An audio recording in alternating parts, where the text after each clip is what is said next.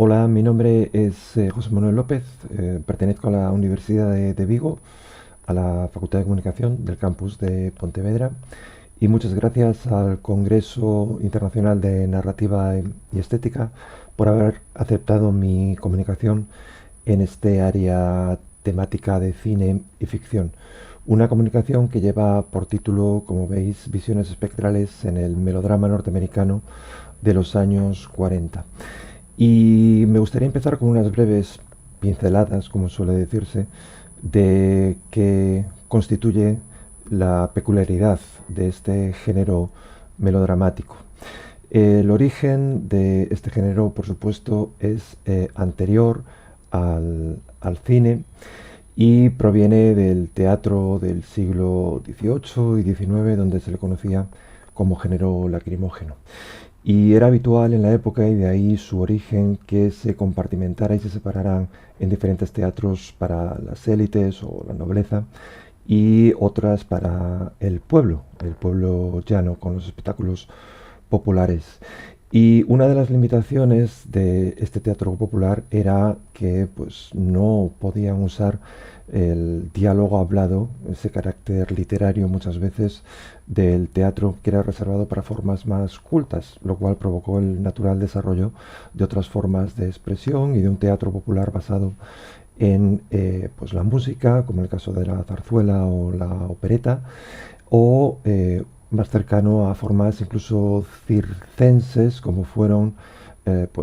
todo el teatro gestual y basado en la pantomima.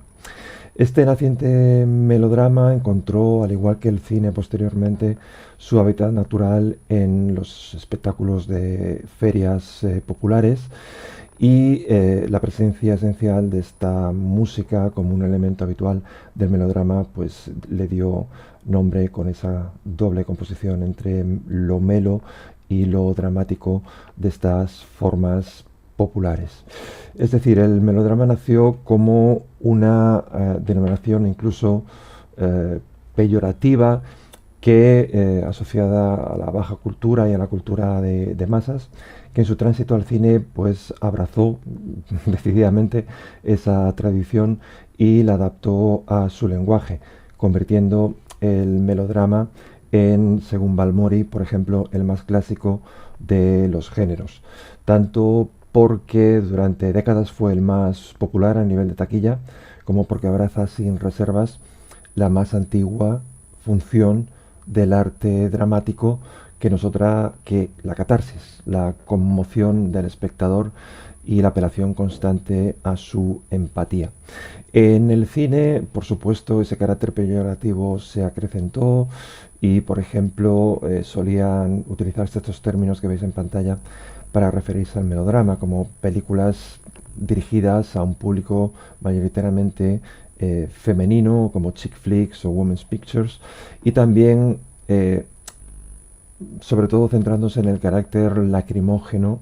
como era el nombre que se le daba en el teatro anteriormente, de los whippies, que vienen de la palabra whip, en inglés llorar, o los tearjerkers, los que precipitan, ¿no?, las lágrimas, podríamos traducir,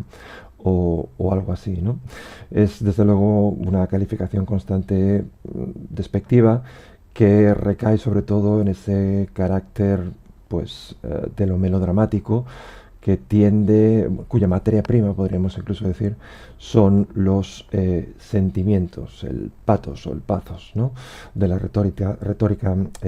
aristotélica. Y esta definición de melodrama de una comisaría artística me gusta especialmente en una exposición que ruló por museos de todo el mundo, España incluido. Daba esta definición en el catálogo, donde decía que el melodrama es un estado mental, un adjetivo, una manera de ser y un género, finalmente, en sí mismo, ¿no? Es como la oveja negra de todo aquello que pertenece al orden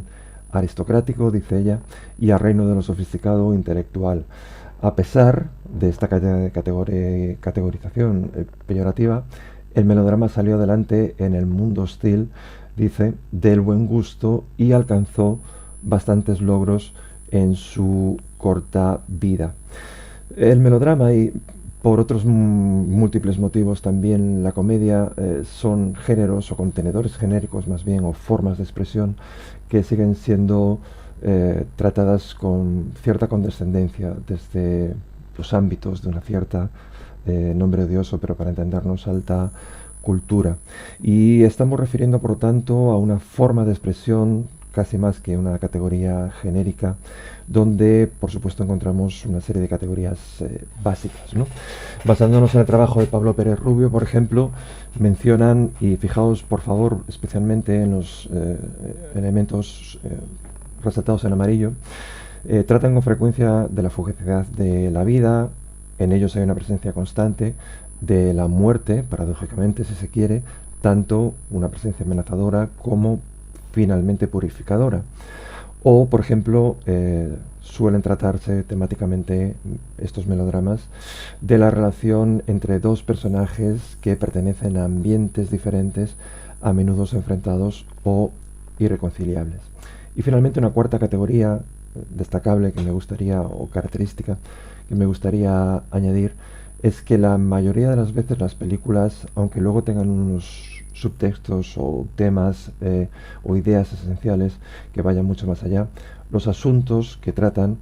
estas películas suelen recaer en contextos íntimos y muy frecuentemente contextos y ambientes cotidianos, domésticos y completamente mundanos, ¿no? Y una beta concreta del melodrama, que es de la que me gustaría hablar hoy, recoge un poco estas cuatro características, tratando la fugacidad de la vida, la presencia constante de la muerte y el amor entre personajes que pertenecen a ambientes diferentes, a menudo enfrentados o irreconciliables, tanto como que estas películas de las que voy a hablar presentan a un personaje principal que está muerto y a un personaje principal que está vivo. Es decir, extraen el melodrama directamente de esa cuarta característica, de esos contextos íntimos y frecuentemente cotidianos y domésticos, para llevarlos hacia un territorio completamente diferente. Un territorio que es de hecho el de otro género, o contenedor genérico, macrogénero, que sería el género fantástico.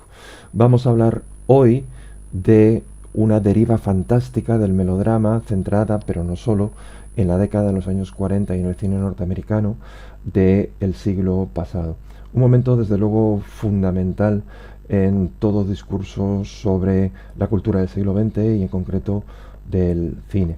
Por ejemplo, en sus obras fundamentales La imagen tiempo y La imagen movimiento, el filósofo francés Gilles Deleuze apunta a que en ese tránsito de la imagen acción a la imagen tiempo, que es lo mismo que decir en el tránsito del cine clásico al cine moderno, las causas, entre las muchas que hay, una de ellas y de las principales es la devastación de la Segunda Guerra Mundial y todo lo que supuso para el mundo en general, faltaría más, y para el mundo de las expresiones o de las formas culturales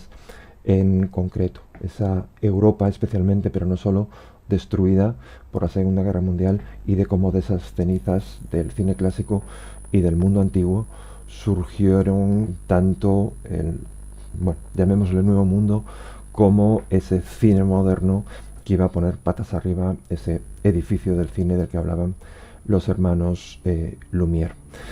Por ejemplo, y como una pequeña recopilación, en esos momentos coinciden varios melodramas con esta tendencia hacia lo fantástico, en la que lo espectral, la presencia de la muerte y de aquello que esté más allá de la muerte, de personajes que en cierta manera regresan de ese umbral, está presente, por ejemplo, en Su milagro de amor, que es un título español sui generis en España para el original de John Cromwell, El filo de la navaja, un poco refiriéndose a ese umbral entre la vida y la muerte, y nuestras dos películas de las que vamos a tratar brevemente hoy, El fantasma y la señora Muir y Jenny. Además, en esos momentos hay otras películas con una espectralidad velada o no tan velada, como pueden ser Carta de una desconocida de Ophuls, Laura de Preminger o La mujer del cuadro de Fritz Lang, además de multitud de producción que sería imposible enumerar, de películas que tratan directamente, temáticamente, con los traumas de la guerra, como las conocidas Los mejores años de nuestra vida de Wyler o Cartas a mi amada de William Dieterle. Estos dos melodramas de los que vamos a hablar hoy comenzando con el fantasma y la señora Muir, nos presentan unas historias en las que un personaje está a este lado de la frontera y otro está al otro lado de la frontera que separa la vida y la muerte. Esta película se ambienta en el Londres de cambio de siglo. El melodrama cinematográfico norteamericano estadounidense mira muchas veces a ese viejo mundo europeo para ambientarse y nos presenta a una mujer fuerte, una viuda que decide instalarse en una casa que todo el mundo le dice que está encantada por el fantasma del capitán, interpretado por Rex Harrison, que tenemos en pantalla. Y la primera aparición de esta pantalla, la primera vez que la mujer entra, de este fantasma, perdón, la primera vez que esta mujer entra en la casa, nos muestra la aparición, supuesta aparición fantasmal del espectro del capitán, con un juego del claroscuro y del uso de las sombras, pareciera que heredado directamente del expresionismo de unas décadas anteriores, o mismo del cine negro, ¿no? Y aquí vemos cómo, por supuesto, se trataba de un cuadro, y lo que le llevó ya de entrada a la mujer a pensar que estaba ante el espectro, ese que le dicen que pues encantaba esta casa en la que ella se iba a instalar, ¿no? Y la negrura, la oscuridad, las sombras son el hábitat de estos espectros, en estos melodramas fantásticos, de los cuales surgen para finalmente terminar, como buenos espectros que son, desvaneciéndose, ¿no? Sin revelar tampoco demasiado el final exacto de la película. El personaje, hay una historia de amor, por supuesto, imposible entre un espectro inmaterial y una mujer carnal y viva, y finalmente el espectro entiende que debe desvanecerse definitivamente para dejar que la mujer pueda continuar con su vida hasta que quizá en el más allá puedan reencontrarse de nuevo. Y es uno de los grandes momentos de esta película, esa disolución definitiva en lo inmaterial, en lo espectral, la propia imagen cinematográfica fundiéndose en un plano vacío cuando el capitán se despide y finalmente pues culmina de esa manera la imposible historia de amor de esta pareja. En esta película nos encontramos con esta disolución que remite también sin duda a otra suerte de disoluciones anteriores en el mundo del cine, como por supuesto la de Nosferatu, otro personaje que también se desvanecía por un amor imposible. Etienne Sorio, en su diccionario de estética, habla de que lo fantasmagórico no admite tampoco las masas sólidas ni lo pesado, por supuesto. Lo espectral es lo transitorio, lo que no tiene masa, lo que no tiene cuerpo, precisamente porque lo ha perdido. Pero nuestra siguiente película plantea una situación muy diferente. Ya no tenemos sí a un personaje que está al otro lado de la vida, está muerta, que es la Jenny del título de la película de Dieterle, y que pues vuelve en cierta manera, adquiere corporalidad para aparecerse, pero como una mujer de carne y hueso, para el personaje del pintor interpretado por Joseph Cotten, ¿no? Y nos encontramos con una película en la que ese pintor, con mucho talento pero sin nada de suerte, que prácticamente se está muriendo de hambre al comienzo de la historia, de repente, como veis, siente algo, una presencia, mira y se encuentra con esta todavía niña, que pues habla con él, y él se da cuenta que hay algo extraño en ella y que no tiene demasiados visos de realidad, pero se trata de una niña como otra cualquiera. Comienzan una charla y bueno, él la inspira, él se inspira en ella y plantea una nueva serie de cuadros que tienen éxito, pero ella desaparece.